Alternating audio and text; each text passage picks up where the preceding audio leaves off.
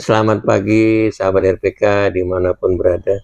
Seperti biasa kita tiap Senin pagi kita membahas berbagai topik-topik yang menarik untuk kita sampaikan kepada pemirsa kita. Pagi ini kita ambil tema dampak dana pembangunan yang mengendap terhadap proyek infrastruktur di DKI Jakarta.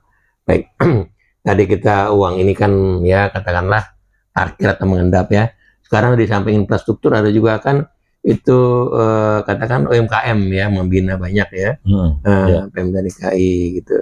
Nah silakan kita main di Jakarta Selatan, kira-kira apa ya nih yang harus digiatkan untuk Jakarta Selatan? Malah katanya malah bukan giat ya, UMKM banyak teriak di sana karena gusur. Silakan. Ya, saya awali dari besaran perolehan PAD ya, pendapatan asli daerah wilayah Jakarta Selatan. Ya, ini sangat besar ya, cukup signifikan. Itu selalu Jakarta Selatan itu urutan pertama ya atau urutan kedua untuk memberikan kontribusi ya bagi Pemprov DKI Jakarta. Karena memang ya harus kita sadari, kita akui di situ gedung-gedung perkantoran ya yang ada di kawasan Sudirman, Segitiga Emas itu Jakarta Selatan. Nah, kalau masuk ke warganya juga ya rata-rata menurut saya itu patuh wajib pajak yang patuh ya, yang ada PBB-nya juga yang memang terkena ini kewajiban ya tetap membayar. Nah, harusnya kan prinsipnya ya uang yang dipungut, pajak yang dipungut harus dikembalikan lagi ya kan, kembalikan lagi kepada masyarakat, kepada warga DKI Jakarta. Kalau kita bicara lebih spesifik ya, karena memang Jakarta Selatan ya menyerahkan kontribusi tadi ya pajak dan retribusi itu kan ke pemerintah provinsi. Nah, sebaiknya ini sih pemikiran yang gamblang aja ya.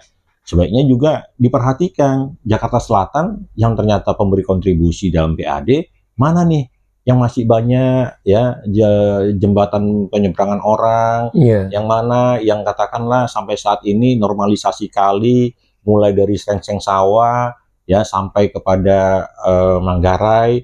Nah, itu sama sekali belum dilakukan secara sempurna ya, masih per kilometer. Per kilometer itu ada misalkan di Cikoko hanya mungkin sekitar 2 kilometer, baru lompat lagi ke arah Manggarai ya.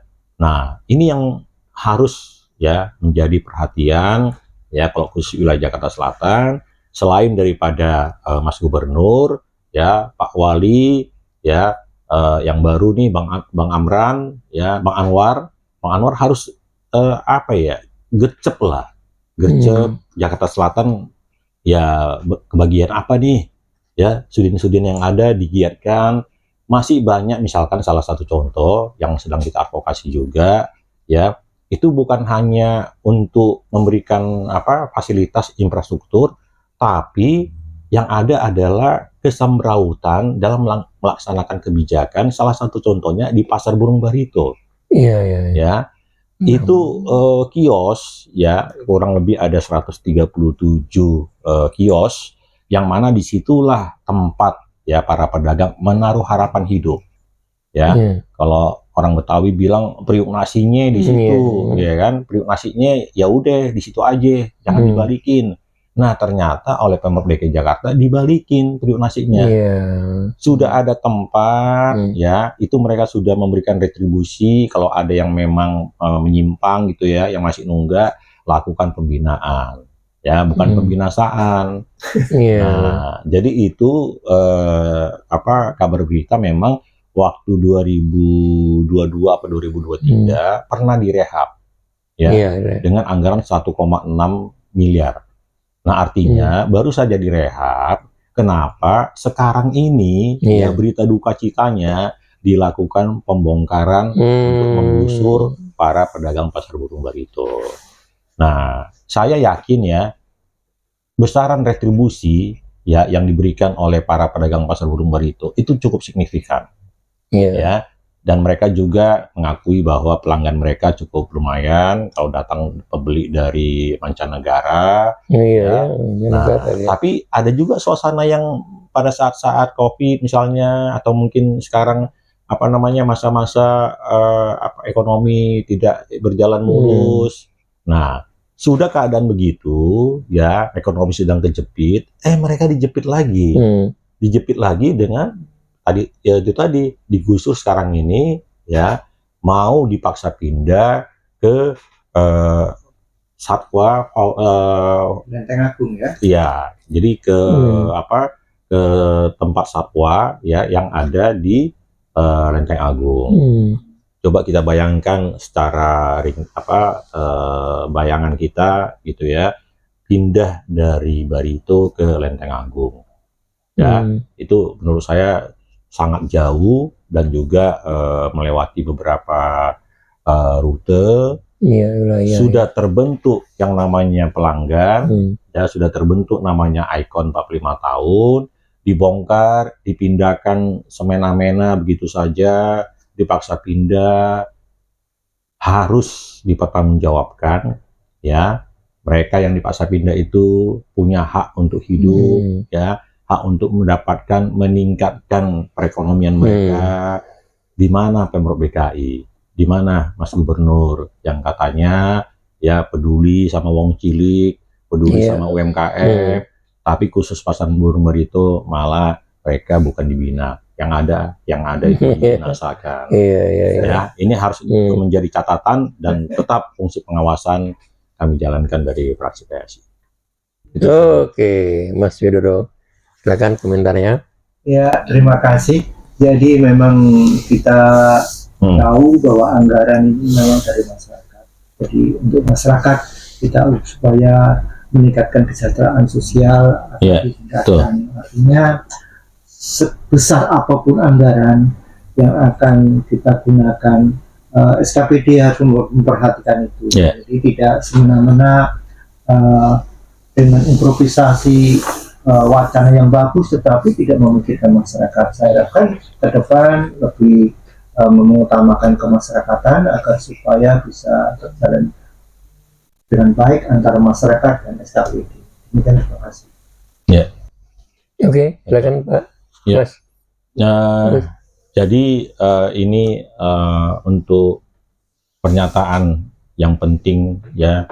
Ini kita harapkan didengar bukan hanya rakyat, bukan hanya teman-teman UMKM, pembayar pajak, tapi tentunya ya Pemprov DKI Jakarta jajarannya. Ya, uang yang kita dapatkan itu yang mengendap 14,6 triliun ya, itu adalah uang rakyat. Ya, saya berapa kali reses menyampaikan uang itu ya, itu bahkan waktu kita 82 triliun yang kemarin untuk APBD. Membayangkan itu ya dimasukkan ke rumah mereka, rumah kontrakan, tidak muat masuk ke dalam, ya, tidak muat. Bayangkan mereka bisa kelelep bahkan dengan banjir, ya.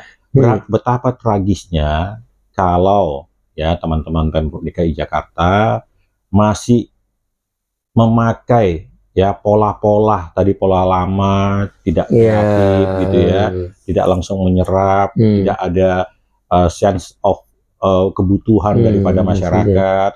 Puskesmas yang masih ngontrak, puskesmas itu yang masih minjem lahan, ayo dong segera dibangun. Artinya kalau dibangun ya dengan uang tadi 14,6 triliun misalnya, itu pasti pelayanan akan lebih baik. Tenakes kita ya tidak lagi berpanas ria misalnya, ya tidak lagi sumpek di lahan yang sudah lama disewa, kontrak. Nah, bayangkan fasilitas yang kita nikmati, bahkan gaji berapa kali saya sampaikan dari uang rakyat tersebut. Ya, jadi kita bersyukur ya, puji Tuhan kita masih dipercaya.